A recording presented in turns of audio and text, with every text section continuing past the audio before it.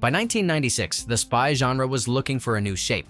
The Cold War was over, the old certainties were gone, and the heroes who carried the previous era no longer fit. Paramount believed an old television property could fill the gap, if someone could pull it forward into a colder, sharper kind of suspense.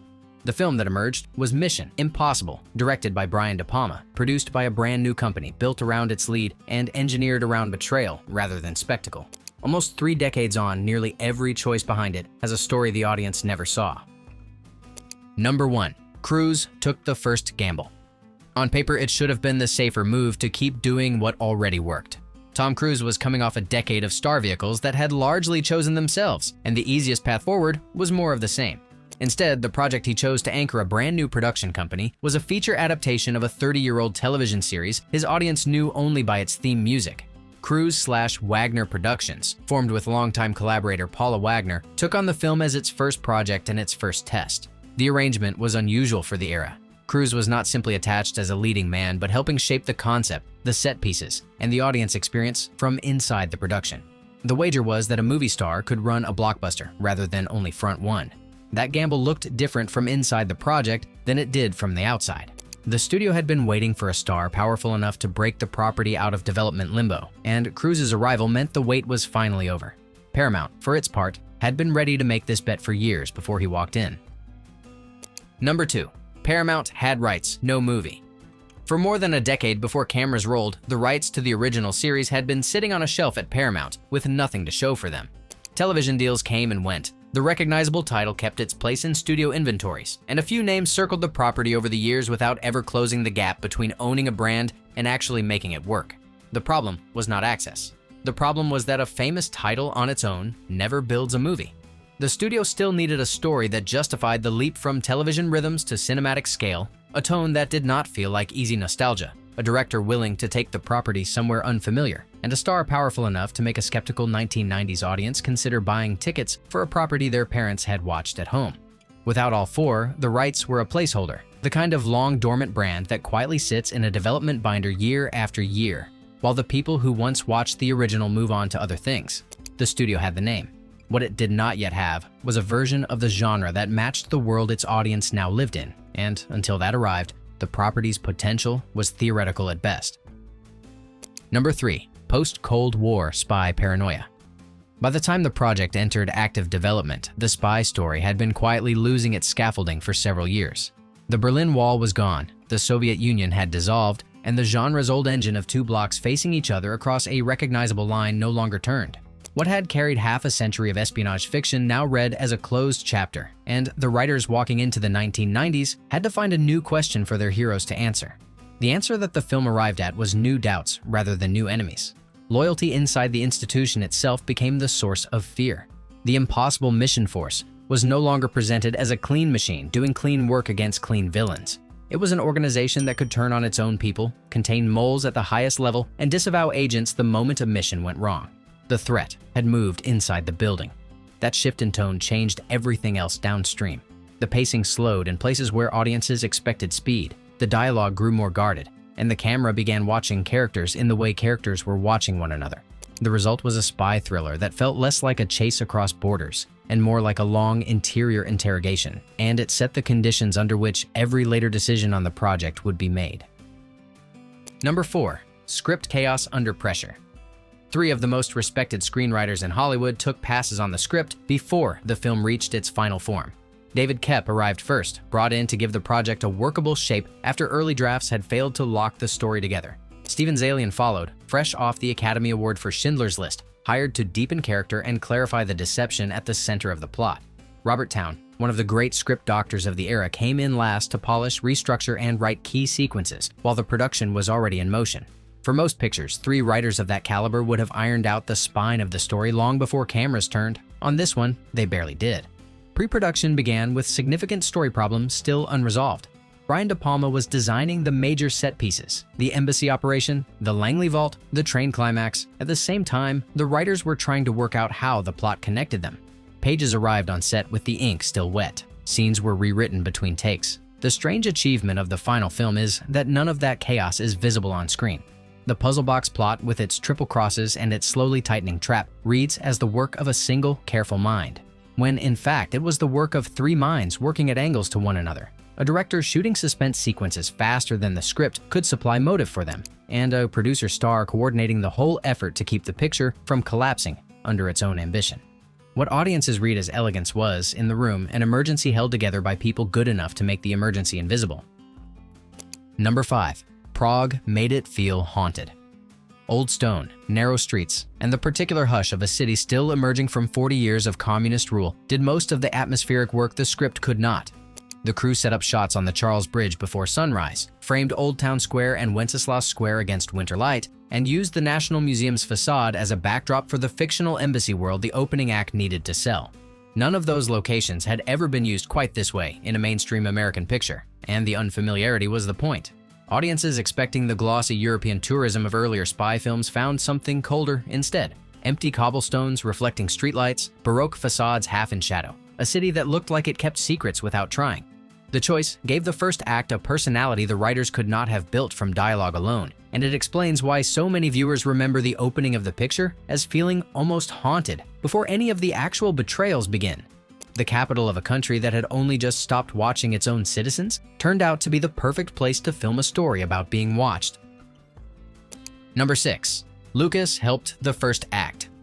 George Lucas has reportedly told the story that he saw an early version of the picture and gave Brian De Palma a structural note about the opening act.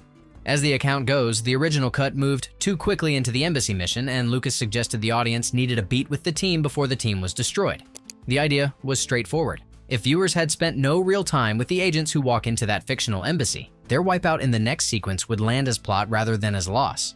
How much weight the note actually carried in the final shape of the film has never been fully confirmed by the people who would know. De Palma has spoken about the picture often without leaning on the anecdote, and the story tends to circulate more as production folklore than as documented turning point. It may have been a quiet contribution from a friend, the kind of remark a peer makes after a screening that nudges a director toward a small tightening rather than a wholesale rebuild. Whether it changed the first act in a measurable way or simply confirmed an instinct De Palma already had is a question the public record does not fully settle. Number 7. The show was betrayed early. For the first 20 minutes, the picture behaves almost exactly the way longtime audiences expected it to. A team is briefed, identities are assigned, disguises are checked, surveillance is set up in a busy public space. Specialists coordinate by earpiece, gadgets do their quiet work, and a coordinated embassy operation unfolds with the kind of clean-edged precision that had been the original series' signature for years. The opening movement of the film is, on every visible level, an act of faithful continuation. Then, the entire structure collapses. The team is wiped out in the space of a single sequence. The operation is exposed as a setup, and Ethan Hunt walks out of the embassy alone, disavowed, and being framed for the deaths of the colleagues he just watched die. What had looked like a team adventure becomes a paranoid solo survival thriller without the audience being given any warning that the genre underneath them was about to change. The boldness of that move is hard to overstate now, when audiences are conditioned to expect twist construction in studio thrillers. In 1996, the picture was selling itself on the familiar shape of an ensemble franchise, and the first act systematically dismantled that shape on screen. The shock was not just narrative, but the sound of a contract being torn up in real time. Number 8. Phelps became the mole. For 30 years on television, Jim Phelps had been the steady center of the franchise.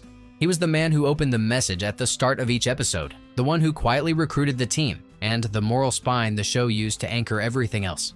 Audiences had no reason to read him as anything other than a hero, and across the run of this series, he was never asked to be anything else. The feature adaptation made him the traitor.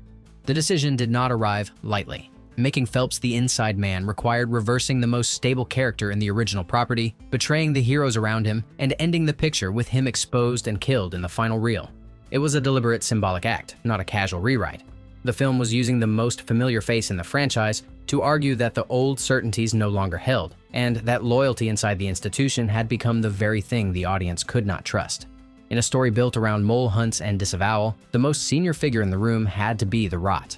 For viewers who had come in expecting a fond modernization, the choice landed as something between a provocation and an insult. Phelps was not a minor figure the screenwriters had pulled from background continuity.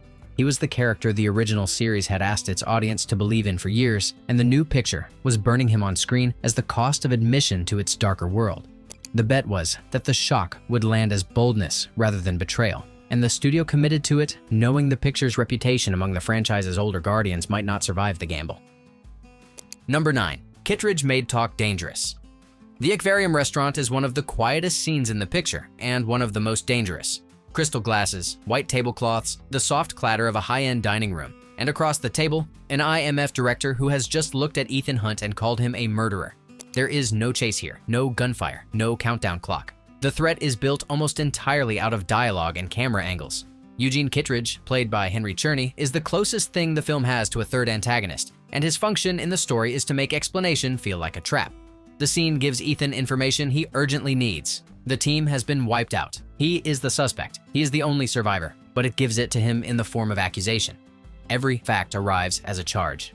De Palma frames the exchange in tight, off-balance shots that keep the audience aware of how many people are watching from how many directions. The restaurant has stopped being a room and started being a perimeter.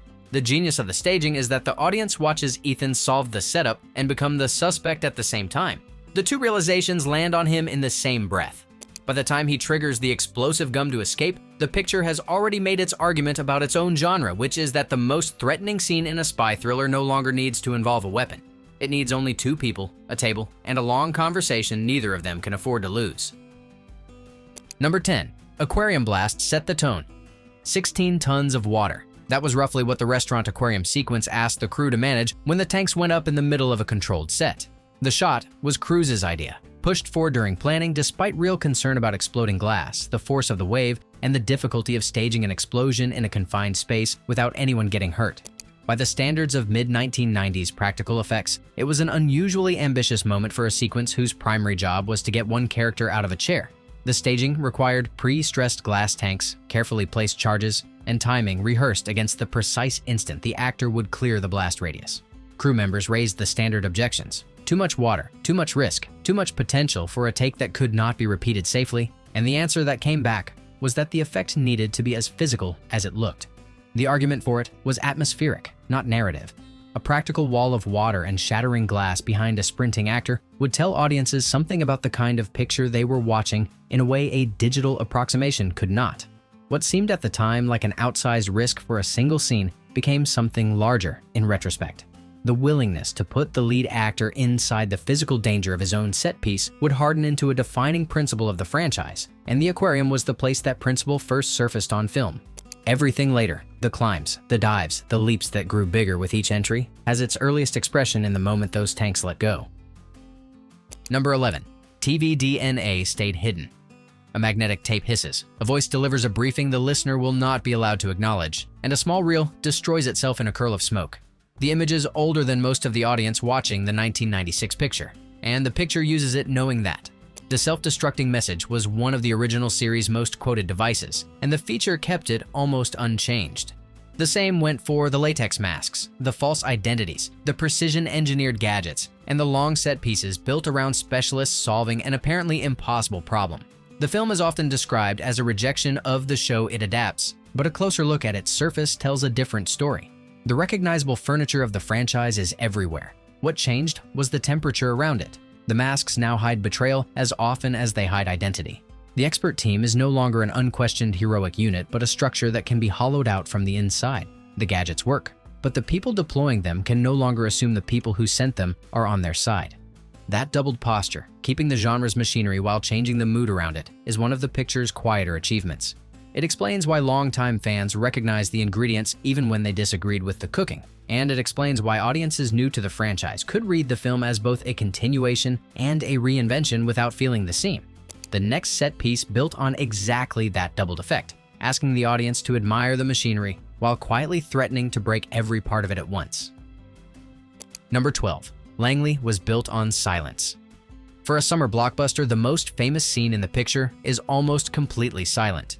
No music plays during the most demanding minutes of the Langley vault sequence. The score thins to nothing, the dialogue stops, and the soundtrack reduces itself to small ambient noises.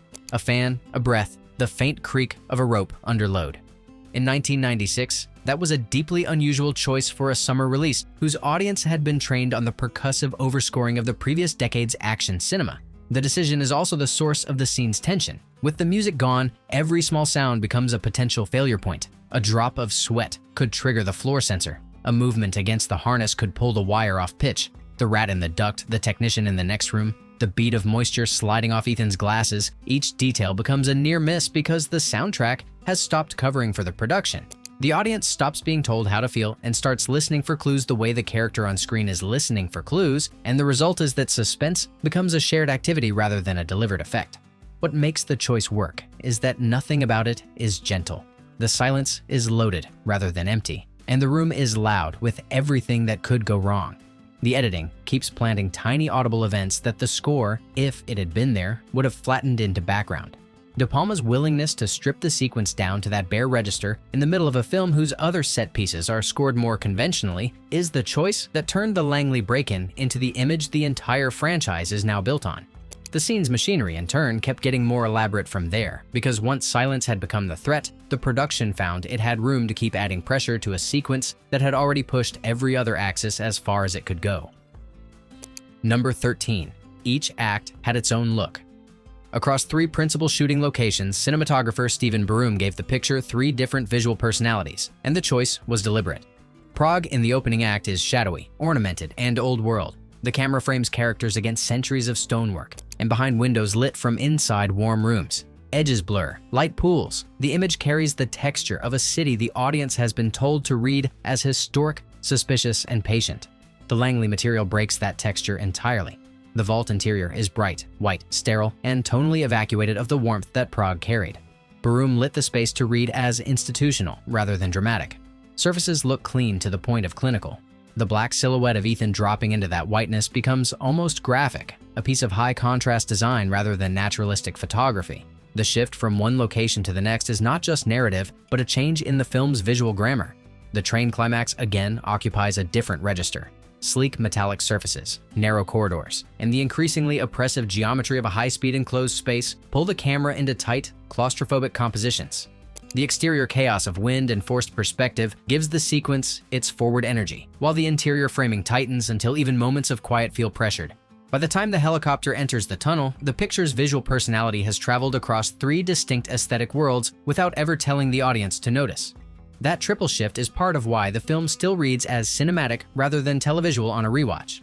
Each act has been given its own visual logic, and each visual logic does some of the narrative work that the script, in places, leaves implicit. Whether audiences read the change consciously or not, they feel it, and the question of how much of the picture's power comes from cinematography rather than story is one critics have continued to circle for decades. Number 14. The vault kept adding rules. 5 distinct ways to fail. That is roughly how many active threats the vault sequence loads onto Ethan Hunt before he ever touches the floor of the room he is breaking into. Temperature triggers if the body heat in the space rises above ambient. Sound triggers if a noise above a certain threshold is detected. Pressure triggers if anything makes contact with the floor itself. A technician sits 10 feet away with line of sight to the door he has just locked behind him. And a rat moves through the duct above, willing to brush against any cable the production decides to put it near.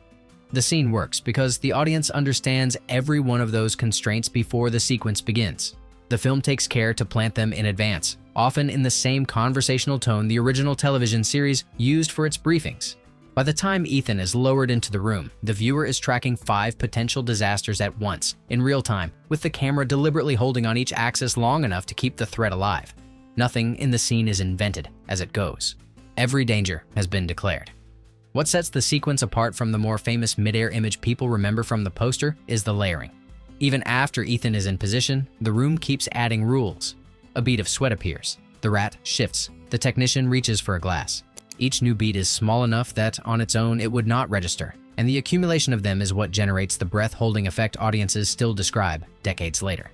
The silence the scene relies on, established a few sequences earlier, is what allows every one of those small beats to land. Number 15. Crews nearly lost the drop. The most reproduced image in the franchise, Ethan suspended an inch above the white floor of the Langley vault, almost never came together as cleanly as the final cut suggests. On the day, Crews had a stubborn physical problem with the rig. His head kept dipping below the level his face needed to hold, breaking the perfect parallel line between his body and the floor and ruining the geometry of the shot the director needed. Take after take, the center of gravity was wrong. The fix when it arrived was small enough to sound apocryphal. The solution placed British pound coins in his shoes, distributed in small numbers to shift the weight balance backward and bring the body line level again. The adjustment was incremental, mechanical, and entirely visible only as the absence of a problem. With the coins in, the line held. The shot worked. The image that has carried the franchise for decades was, in the end, a question of small denominations of currency adding up to the right amount of counterweight. The story is a useful corrective to the way audiences remember production legend. The most iconic stunts in modern action cinema are often presented as monuments to physical bravery, and the bravery is rarely manufactured.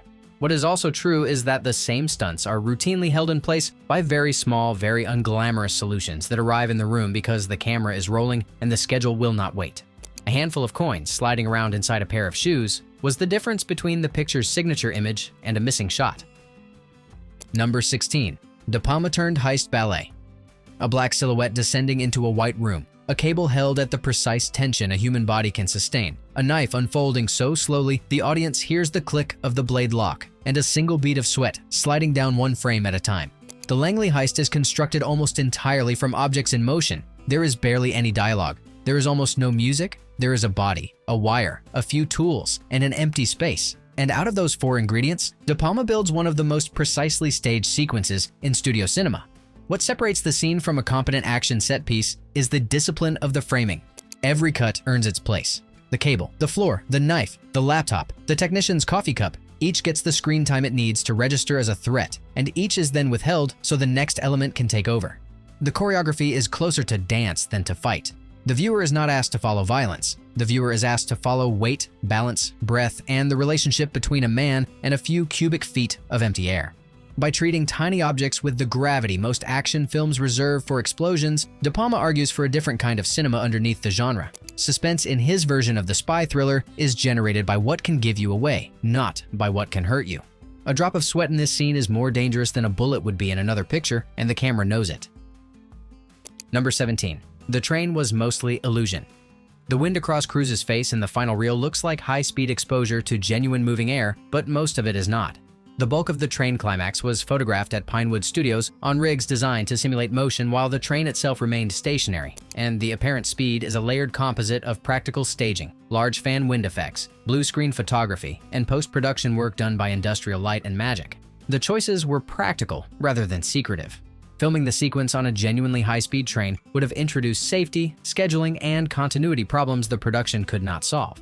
Pinewood gave the crew controlled conditions, repeatable lighting, and the ability to retake a shot the moment something went wrong. The wind effects were calibrated to distort facial features the way real high-speed travel would, exaggerated just enough to read as faster than it could have been. The compositing work then placed the staged interior into the moving exterior, with ILM handling the larger-scale geometry of the carriage, the cables, and the helicopter that follows it into the tunnel. The result is a sequence that audiences read as breathlessly real, and which, on inspection, is one of the most assembled moments in the entire picture. None of that lessens what is on screen. The illusion holds because every element of it has been chosen by a craft team that understood exactly which parts of the human face the audience would believe and which it would not. The train sequence is a piece of stagecraft pretending, very capably, to be a piece of journalism. Number 18. Elfman replaced a lost score. There is a version of the score for this picture that almost no one has heard.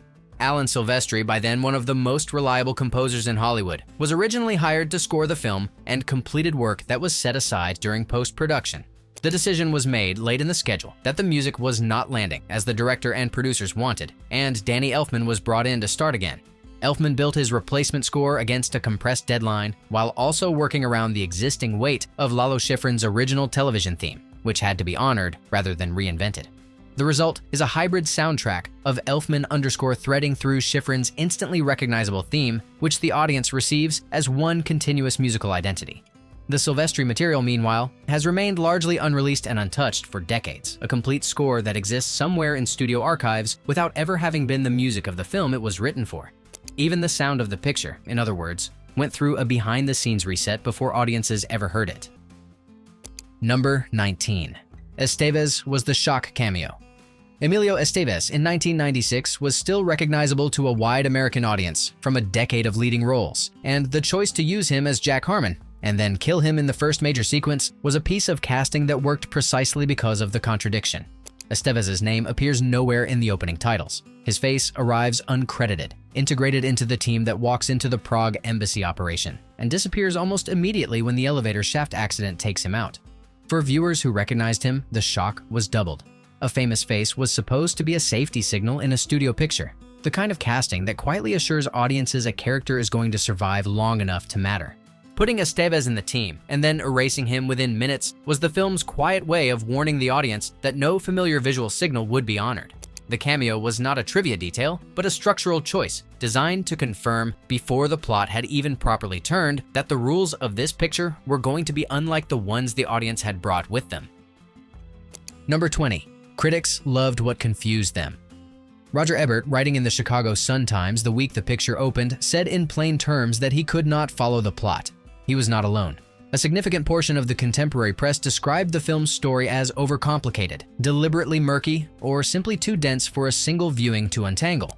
The verdict, in print, was that audiences were going to walk out unsure of what had happened to whom, and that the picture had done itself no favors by stacking double-cross on triple-cross without slowing down to clarify. What is interesting now, looking back, is how little that complaint hurt the film's reputation. The same critics who flagged the confusion also pointed at De Palma's direction, the Langley sequence, and the suspense craftsmanship as legitimately exceptional. The two judgments coexisted in the same reviews. The plot was hard to follow, and the picture was extremely well made. Audiences ended up siding with the second observation more than the first. Confusion, it turned out, was something a film could survive if the rooms inside the confusion were strong enough. The split between plot and craft has shaped the picture's standing ever since. People who rewatched the film over the years tended to remember scenes, not story beats. The vault sequence, the aquarium, the train, the restaurant. Interrogation, those stayed sharp. The plot fog stayed fog. And whether that imbalance is a flaw or a fingerprint is a question fans of the franchise have never really settled. Number 21. Box office made it an event. $457.7 million in worldwide ticket sales. That was the picture's eventual theatrical total on a budget that had looked in 1995 like a serious bet rather than an obvious win. The film finished among the top earners of the year, outperformed virtually every projection the studio had been comfortable making out loud, and demonstrated in commercial terms what the creative team had been arguing on aesthetic ones, which is that a 30-year-old television property retooled around a producer star with skin in the game could function as a modern theatrical engine rather than as a nostalgia exercise. The picture also confirmed, for the studio if not yet for the wider industry, that a film without a comfortable ending and without a clearly drawn central villain could still anchor a summer if the suspense around its empty spaces was strong enough. The numbers also rewrote the long-term map of the participants. Paramount got the franchise foundation it had been waiting more than a decade to secure. Cruise/Wagner Productions got the validation it needed to keep producing at scale. And the picture itself stopped being read as a risk and started being read as a starting point, which is the moment a property becomes a franchise rather than an experiment. Number 22. The old cast was furious. Martin Landau, who had played the master of disguise Rollin Hand on the original television series, made his disappointment with the picture publicly known. In comments after the film's release, he criticized the shift from the show's deliberate, methodical style of careful planning toward what he characterized as set-piece spectacle, and his disapproval was the most articulated of the surviving cast members' reactions. He was not the only one to register the loss. Greg Morris, who had played the electronics specialist Barney Collier across the original run, reportedly walked out of a theatrical screening once he realized what the film had done with the team and with Jim Phelps. Peter Graves, who had been the face of Phelps on television for 7 seasons and the franchise's continuing symbol since, declined to participate in the feature in the form it was being offered. Each of them had a different relationship to the property, and each of them landed on a version of the same complaint. The picture had not adapted the original series so much as overwritten it. The conflict was less about plot mechanics than about institutional memory. For the people who had built the original show over the years, the central pleasure of the property had been watching a team outthink its problems together, slowly, with patience and craft. The feature had taken that team, broken it in the first act, and used the most senior member as the villain. To the people who had once embodied that team on screen, the move read as a violation of the show itself rather than of the fictional characters inside it. The film succeeded commercially by breaking the formula some of the original cast wanted protected, and the breach between the picture and the people who had built the world it borrowed from is one the franchise has never fully repaired. Number 23. The theme became a pop hit. In the spring of 1996, ahead of the film's release, A new version of Lalo Schifrin's original theme was recorded by Adam Clayton and Larry Mullen Jr., the bassist and drummer of U2, and pushed out as a marketing single. The arrangement kept Schifrin's famous 5/4 signature, layered it over a heavier modern rhythm section, and gave it the texture of a contemporary rock instrumental rather than a television theme. The track charted internationally, received heavy radio play in the months around the film's opening, and turned a 30-year-old piece of television music into a 1996 pop event. The strategic effect was sharp. Audiences who would not have noticed an adaptation of an old show were hearing its central musical identity on the radio before they ever saw a trailer, and the recognition built ambient awareness for the picture in a way no traditional ad campaign could have managed. The Schifrin theme had always been one of the most recognizable pieces of television scoring ever produced. By the summer of 1996, the U2 single had moved it briefly into the contemporary charts as well. Number 24. De Palma made the oddest mission. Almost 3 decades and several sequels later, the first picture remains the strangest entry in the franchise it started. The films that followed grew bigger, louder, faster, and more openly built around the spectacle of physical risk. Each entry has pushed the next one toward a new ceiling of stunt, scale, and forward momentum. The 1996 picture is doing something else, and on a rewatch, the difference becomes harder rather than easier to miss. De Palma's contribution to the franchise is a film built around paranoia, silence, suspicion, and the careful interrogation of objects in rooms. The action sequences exist, but they are not the center of gravity. The center is the long conversation in the restaurant, the wordless minute on the cable, the slow revelation that the figure the audience trusted is the one who arranged the trap. Set against the franchise's later instincts, it is almost a different genre, closer to a thriller of mistrust than to an action film built around what one performer is willing to do with his own body. That singularity is part of why the picture has aged unusually well. It does not depend on the technical envelope that the later entries push, and it is not racing the audience's pulse for its full running time. It is asking a colder, quieter question about who can be trusted, and it allows the audience to feel the answer landing, rather than telling it where to look.